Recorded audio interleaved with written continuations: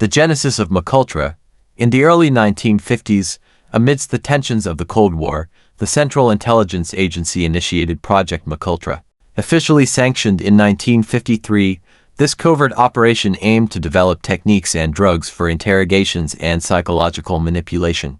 The agency's goal was to explore mind control methods that could be used against adversaries, reflecting a deep-seated fear of communist brainwashing techniques. This fear was fueled by reports of alleged Soviet, Chinese, and North Korean efforts to develop their own psychological manipulation tactics, prompting the United States to engage in similar secret research. Methods of manipulation.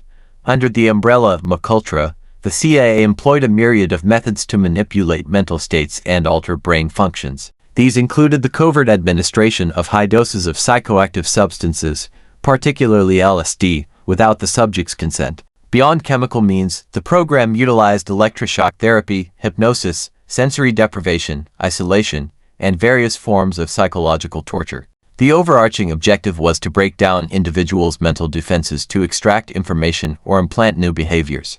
In some instances, test subjects were subjected to prolonged drug-induced states, during which they experienced hallucinations, paranoia, and profound confusion. Some were given cocktails of drugs, such as LSD mixed with amphetamines or barbiturates, to observe the effects of extreme neurochemical imbalances. Many of these experiments lacked any medical supervision, leading to dire consequences for the unwitting participants. Scope and scale. The reach of MKUltra was vast. The CIA conducted experiments in over 80 institutions, including universities, hospitals, prisons, and pharmaceutical companies. Often, these institutions were unaware of the CIA's involvement, as the agency operated through a series of front organizations. This widespread approach allowed the program to remain largely hidden from public scrutiny for decades. Even prominent universities, such as Harvard and Stanford, were implicated in MKUltra activities. In one particularly notorious case, Harvard psychologist Dr. Henry Murray conducted experiments in which students were subjected to intense psychological stress and humiliation to analyze the effects on personality and mental resilience. One of his subjects, Ted Kaczynski, later became infamously known as the Unabomber, raising questions about the long-term effects of such brutal experiments. Victims of MKUltra.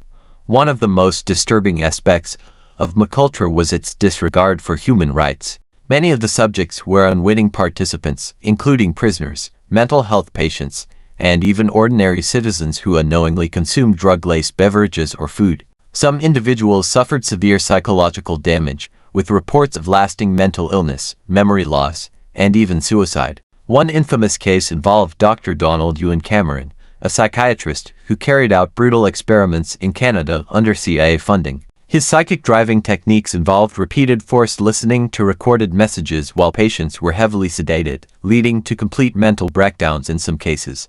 Many of his patients, who initially sought treatment for minor mental health concerns, ended up permanently impaired due to his horrific methods. Prisoners, including those in San Quentin and other correctional facilities, were also subjected to cruel experimentation. Some were exposed to prolonged sensory deprivation or given experimental drugs that induced extreme paranoia and psychosis. The military was also involved, with some soldiers unknowingly given hallucinogens to test their combat effectiveness while under the influence. The death of Frank Olson. Among the most well-documented tragedies of MKUltra is the case of Frank Olson, a U.S. Army scientist who was unknowingly dosed with LSD by his CIA colleagues. Days later, Olson fell to his death from a New York City hotel window. While the official explanation was suicide, later investigations and forensic evidence suggested foul play, raising questions about whether Olson was silenced due to his knowledge of the program. Olson's family later uncovered evidence suggesting he had been murdered to prevent him from exposing the unethical activities of MKUltra. The case remained mired in controversy for decades, with multiple reinvestigations revealing inconsistencies in the official narrative. Eventually, in 1994, forensic analysis suggested Olson had sustained injuries prior to his fall, leading to renewed suspicions of CIA involvement in his death. Government cover-up and exposure. For decades, MKUltra remained one of the CIA's best-kept secrets. However, in 1975, the program came under scrutiny during the Church Committee hearings, a congressional investigation into illegal intelligence activities. The hearings revealed shocking details about human experimentation, leading to widespread public outrage. Yet, by the time the program was exposed, most of the official documents had been destroyed on CIA orders in 1973, leaving many questions unanswered. Despite the destruction of key files, some surviving documents and testimonies from former participants painted a horrifying picture of MKUltra's unethical practices.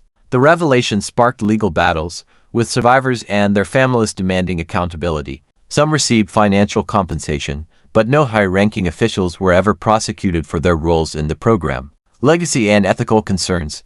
The revelations of MKUltra left a lasting impact on American society, raising ethical concerns about government overreach and the violation of human rights. The program's existence fueled conspiracy theories about ongoing secret experiments and reinforced public distrust in intelligence agencies. Today, MKUltra serves as a chilling reminder of the dangers of unchecked governmental power and the ethical boundaries that were transgressed in the pursuit of control. The Forgotten Experiment. Despite its exposure, many details of MKUltra remain obscure, and the full extent of its experiments may never be known. The program's dark legacy lingers, serving as both a historical warning and a subject of continued investigation. As society grapples with questions of privacy, consent, and the role of government surveillance, the lessons of MKUltra remain more relevant than ever. The CIA's Forgotten Experiment that went too far is not just a tale of Cold War paranoia but a sobering reflection on the consequences of scientific curiosity devoid of ethical restraint. The ghosts of its victims and the shadows of its operations serve as an indelible stain on history, one that should never be allowed to repeat itself. Many experts continue to investigate potential remnants of MKUltra in modern intelligence programs, raising questions about the extent to which unethical experimentation may persist under different names. The echoes of this dark chapter in history continue to influence debates on government transparency, the ethics of psychological research, and the accountability of those in power. As new revelations emerge, the story of MKUltra serves as a grim reminder that history, when hidden, often has a way of repeating itself.